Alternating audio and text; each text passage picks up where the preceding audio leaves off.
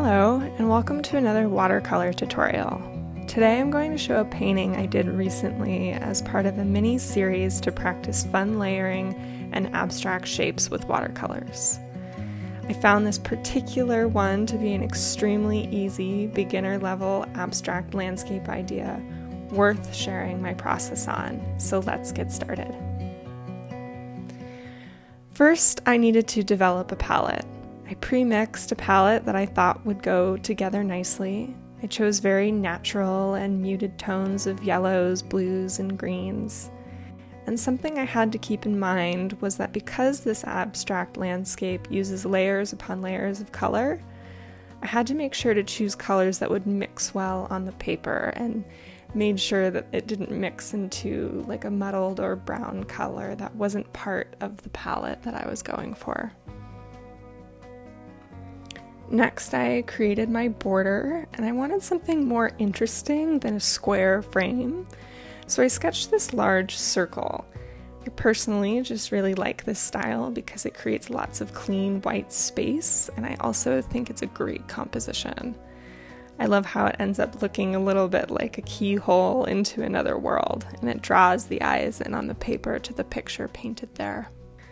Once my circle is sketched and my palette finished, I then started putting down my layers, and I chose to work from light to dark. I have found that this is often a good practice with watercolor because those lighter colors can serve well as a backdrop for my darker, richer layers, which I added more intentionally to create a sense of more detail and/or foreground in my landscape. I let each layer dry fully before putting another one on top. This is called dry on dry technique, and it's really a good idea if you want to make sure that colors don't bleed into one another. And it also creates that really nice, crisp, sharp line for each layer that I added.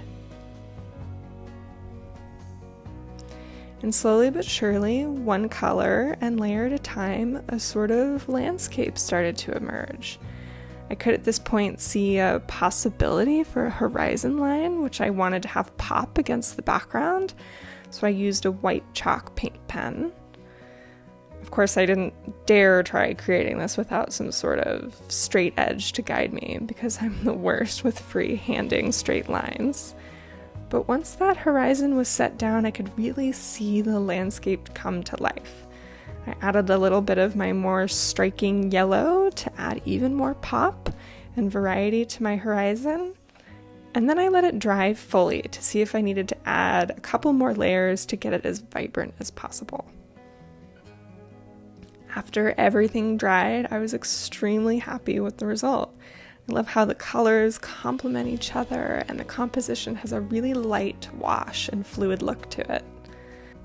I will definitely intend to try and transfer this to a much larger canvas. I think it would look really nice as a bigger piece, but as a part of my mini watercolor series, it fit in perfectly with my theme. Thank you so much for joining me, and I hope that this inspires you to follow along and make a simple watercolor landscape of your own.